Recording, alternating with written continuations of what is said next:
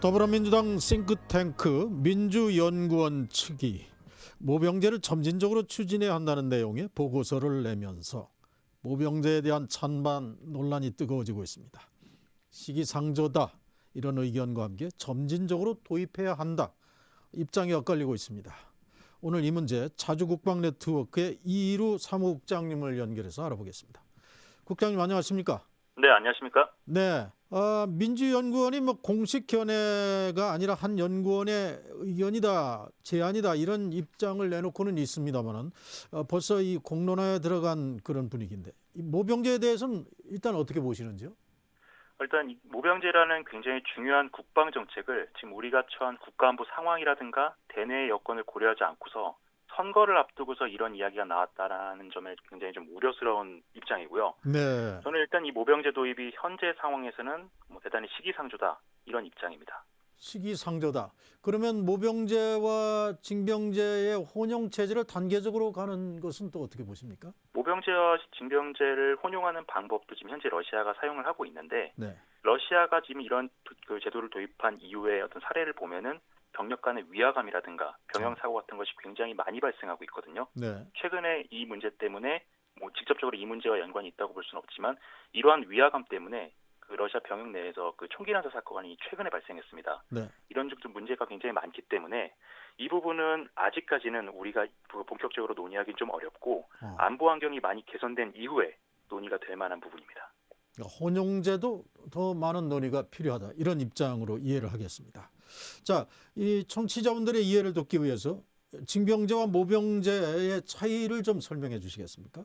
네, 그 문자 그대로입니다. 징병제는 일정 연령과 신체 조건이 되는 모든 대한민국 국적 남성에게 일정 기간 동안 병역 의무 수행을 법적으로 강제하는 제도고요. 네. 모병제는 같은 조건의 이 대한민국 남성들에게 희망자에 한해서 군인으로 임관시켜서 병력 자원을 충당하는 방식입니다.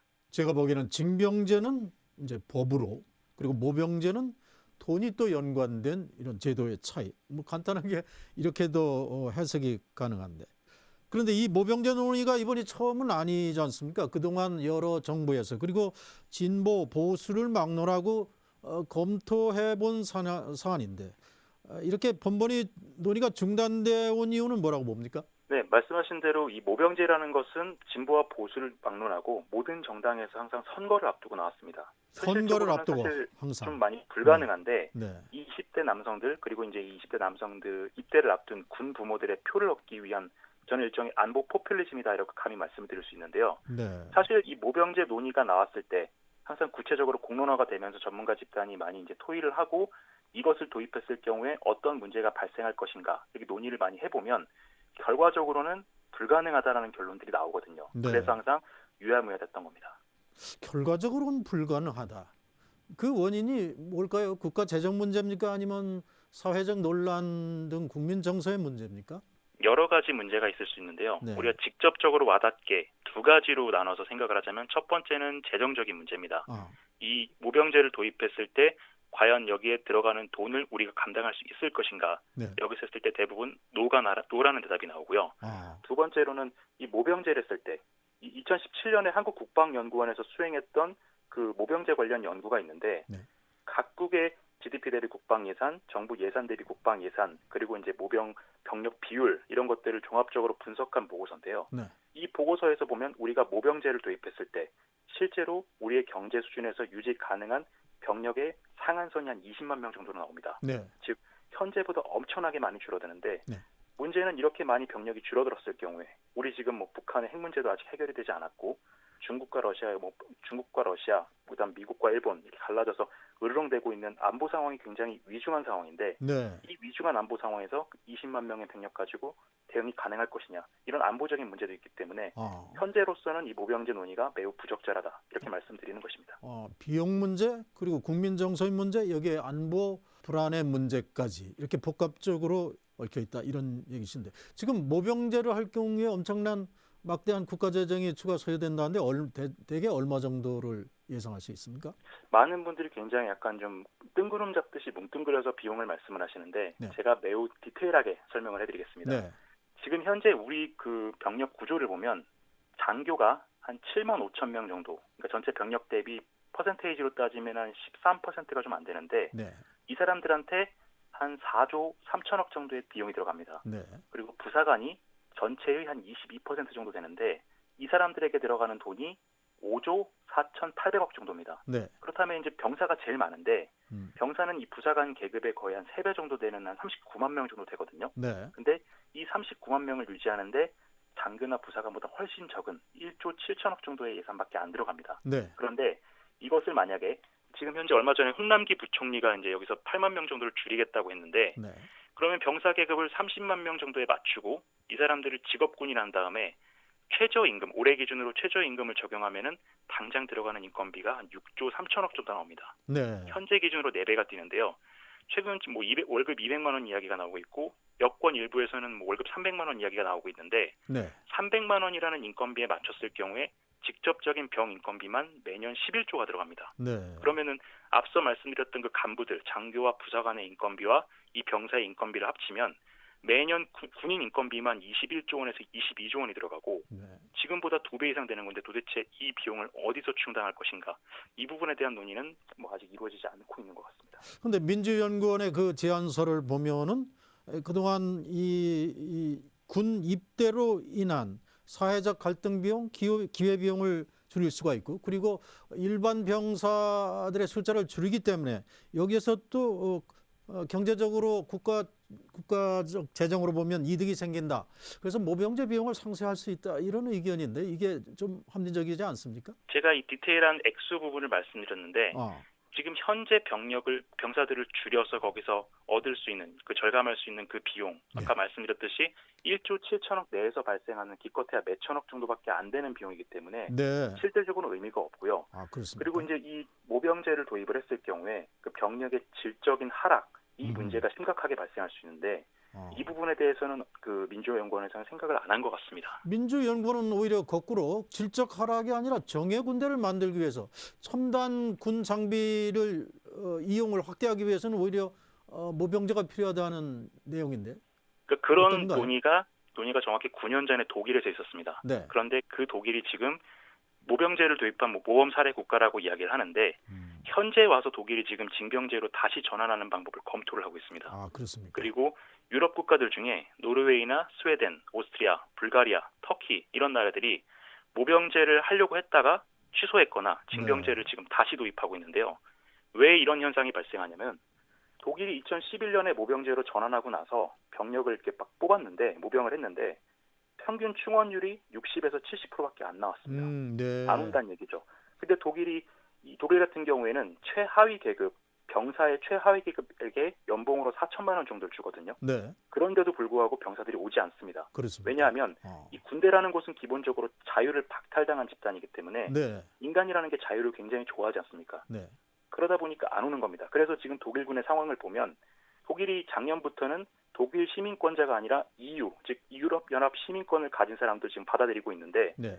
이러다 보니까 동유럽 출신에서 어떤 사회적 문제를 일으키고 도망온 사람들 그리고 무슬림 이런 사람들이 들어오기 시작했습니다. 그렇군요. 그러다 보니까 작년 연말에 그 나토에서 실시했던 트라이던트 정션이라는 대규모 연합훈련에서 각국 여러 나라 군대가 와서 연합훈련을 해보니까 독일이 한때는 세계 최강이랐던 그 독일 육군이 질적으로 가장 많이 떨어져서 온갖 사건 사고를 일으켰던 문제 군대로 평가가 됐습니다. 대한민국에 말하자면 19살에서 21살에 이르는 대한민국 청년들도 200만 원, 300만 원 준다는데 지금 일자리도 구하기 어렵고 한국에서도 모병제 신청이 어려워질 상황이 된다고 보십니까? 맞습니다. 일본이 그 과거에 잃어버린 20년을 겪으면서 일자리가 굉장히 부족했을 때도 일본은 지금 자위대가 모병제를 계속 채택하고 있지 않습니까?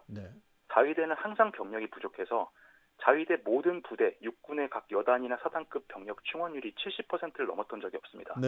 항상 그래왔기 때문에 우리나라도 마찬가지로 지금 당장 200만 원, 300만 원을 준다고 한다면 가는 사람들이야 있겠죠. 지금 굉장히 취업률이 심각하니까요. 그런데 문제는 이렇게 됐을 경우에 결국 사회적인 약자들, 없는 사람들만 당장 직업이 없기 때문에 가기 때문에 여기서 또 다른 어떤 위화감이 발생하고 사회적 갈등이 발생할 수 있는 문제가 있다는 겁니다. 새로운 신분제가 될 가능성이 있다는 우려가 바로 지금 그런 말씀이신 것 같은데 지금 사무국장님께서는 일반적으로 모병제에 지금 비판적인 입장을 내주시고 계신데 그렇다 하더라도 지금 인구 절벽 때문에 결국은 몇 년도에 가면은 징병제 자체가 유지하기가 불가능해진다 이런 상황 아니겠어요?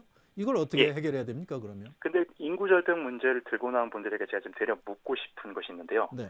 자, 안보라는 것은 어떤 외부 위협에 기초해서 병력이 얼마가 필요하다 이런 판단을 해야 되는 것인데 우리가 인구가 적다, 그래서 병력이 부족하다 그러면은 우리한테 직접적인 위협을 끼치고 있는 북한이나 중국이 한국이 많이 어렵구나, 그러면 우리가 위협을 덜해야지, 이렇게 하진 않습니다. 역사적으로 그 어떤 그 국가도 이런 사례가 없었는데요. 네.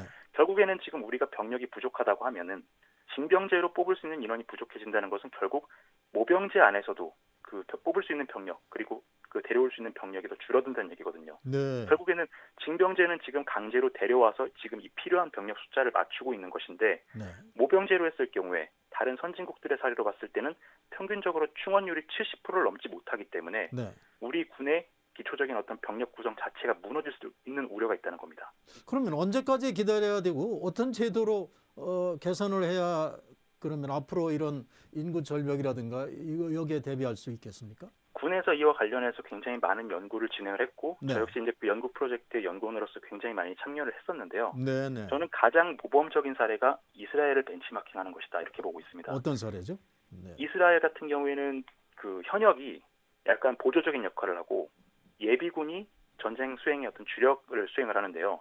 제가 몇 년 전에 이스라엘에 직접 가서 이스라엘 군의 예비군 그 임무 수행 절차를 직접 보고 왔습니다. 네.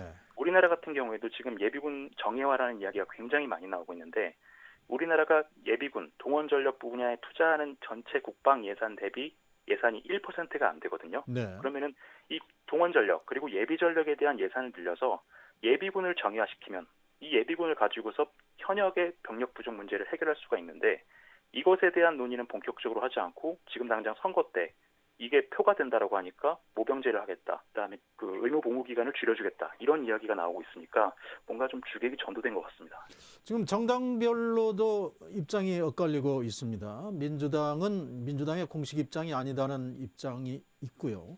그러나 한국당은 반대는 하지만 윤상현 의원 정도는 바로 지금부터 공론화할 때다, 환영한다, 이런 입장이고 정의당도 공론화하자, 이런 입장들입니다. 이게 총선 포퓰리즘이다, 이렇게 한국당은 지금 비판하고 있는데 이게 20대 지지 여론이 지금 사실상 여권에서 크게 떨어지고 있는 상황에서 이 청년들을 겨냥해 내는 선거용이라는데 청년들이 이 모병제를 내놓으면 표가 많이 생길까요? 어떻게 보십니까? 저는 굉장히 부정적으로 보고 있습니다. 왜 왜냐하면 그렇습니까? 지금 20대 청년들이 군대 갔다 온 친구들 같은 경우에 너 만약에 300만 원, 400만 원 월급 줄 테니까 군대 다시 갈래라고 하면 전부 다 절레절레 고개를 젓습니다. 네. 왜냐하면 아까도 말씀드렸듯이 사람은 기본적으로 자유를 추구하는 그 동물이기 때문에 네. 자유를 박탈당한 이런 그 군대라는 집단에 다시 돌아가는 것을 원하지 않습니다. 그런데 음. 만약에 20대 청년들을 위해서 야 모병제 할게, 그러면은 월급 300만 원, 400만 원 줄게라고 한다면은 지금 뭐 나는 다른 직업을 갖고 싶은데, 다른 직업 선택을 하고 싶은데 갈 데 없으니까 군대나 가라는 것이냐, 이렇게 받아들일 수 있거든요. 실제로 제 주변에 이제 20대 청년들이 꽤 많은데 네. 이 청년들에게 다시 물어보면 대부분 제가 방금 말씀드렸던 이런 반응을 보이고 있었습니다. 지금 바른미래당의 하태경 의원 같은 경우는 여성 희망 복무제를 하자, 또 이런 제안을 했습니다. 지금 현재는 여성들이 부사관이나 장교를 지원할 수 있지만 일반 사병까지는 가 있지 않죠? 네, 맞습니다. 이 제도에 대한 제안은 어떻게 보십니까? 굉장히 좀 긍정적이다라고 보고 있습니다. 왜냐하면 그렇습니까? 노르웨이 같은 경우에는 여성들이 직접 헌법 소원을 내서 네. 2016년부터 남녀 징병제가 이루어지고 있습니다. 오스트리아도 마찬가지로 그 오스트리아 여성들이 요청을 해서 네. 남녀 징병제가 검토가 되고 있는데 지금 결국 이 병력이 부족해진다는 것은 그 남성에게만 이 병역의 의무를 한정시켰기 때문입니다. 그렇다면 네. 우리 여성도, 우리 대한민국 여성이 세계적으로 보자면은 뭐 지적 능력이라든가 교육 수준, 이런 능력 수준이 세계적인 수준이거든요. 네. 이런 우수한 자원에게도 이런 병역의 의무를 부과해서 국방의 효율성을 달성하는 측면에서 이런 부분은 긍정적으로 검토할 필요가 있다고 봅니다. 네. 자, 찬반 논란 속에 일단 공론화의 단계로 들어갈 가능성이 높아 보입니다. 자, 강한 안보, 그리고 첨단 군대, 정예 강군, 이런 목표를 이루기 위해서는 또 정치권이나 정부에서 어떤 논의가 필요하다고 봅니까? 공론화의 방향과 관련해서. 근데 이 부분은 언젠가는 우리가 갈 수밖에 없기 때문에 모병제라는 것은 장기적으로 갈 가능성이 크기 때문에 공론화는 해야 됩니다. 네. 그런데 이것을 지금 당장 도입하기 위한 어떤 명분을 만들기 위한 공론화는 지양해야 될 것이고요. 네네. 외국의 사례, 모병제를 선택을 했다가 징병제로 돌아가는 국가들, 네. 그리고 징병제를 했다가 모병제로 간 국가들, 이 국가들의 안보 상황이라든가 어떤 경제 상황, 그리고 국민 정서, 그다음에 이렇게 정책을 변환했을 때 어떠한 결과들이 발생했는지에 대해서 면밀하게 검토를 해서 그 면밀한 검토 결과를 바탕으로 논의가 이루어져야 된다고 생각합니다. 네, 아까 예비군 정예화 문제도 얘기했습니다만 자주 국방 네트워크 내에서는 나름대로 가지고 있는 어떤 안이 있는가요? 이와 관련해서. 저희가 아까 말씀드렸던 것처럼 예비군 정예와 관련해서 네. 군이나 국방부가 몇 년 동안 연구를 수행을 했었고 그 연구의 연장선상에서 제가 직접 이스라엘에 가서 예비군의 가장 성공적인 운영 사례를 보고 왔습니다. 네. 그래서 여러 가지 그 대안이 나왔는데요.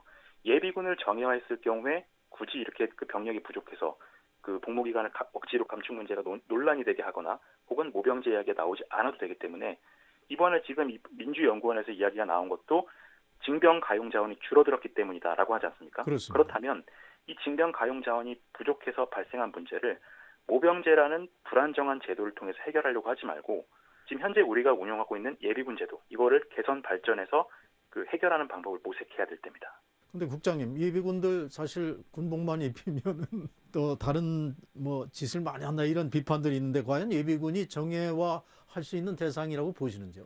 지금 현재 육군에서 네. 그 상근 예비역 복무제 그리고 비상근 예비역 복무제라는 두 가지 제도를 시행 중이거나 준비 중인데 아, 그렇습니까? 비상근 예비역들 지금 한 2,000명 정도가 이제 각 부대에 배치가 돼가지고 네. 수행을 하고 있습니다. 네. 이 사람들은 전부 다 자원에 의해서 선발된 사람들인데 네네. 이 사람들이 그 군에서 부대에서 실제로 예비군 훈련을 할 때 임무 수행하는 그 내용들을 보면 아, 굉장히 좋은 성과가 나오고 있습니다. 아. 이 사람들은 일반 예비군보다는 돈을 조금 더 많이 받고요. 네네. 그리고 이제 어떤 그 명예심 고취를 위해서 뭐 예비군 진급제도라든가 그다음에 어떤 군 복지시설 활용이라든가 이런 제도적인 지원을 해주고 있기 때문에 이 사람들이 한 2,000명 정도 되는 사람들이 예비군 임무 수행을 하는 것을 보면 굉장히 좋은 성과가 나오고 있기 때문에 알겠습니다. 이것을 그 좀 더 개선해서 네. 확대 시행할 필요가 있다 이런 말씀을 드리는 겁니다. 자, 공론화 단계로 들어가면 여러 가지 안들이 테이블에 올려졌으면 좋겠습니다. 오늘 말씀 잘 들었습니다. 네, 감사합니다. 지금까지 자주국방 네트워크의 이루 사무국장이었습니다.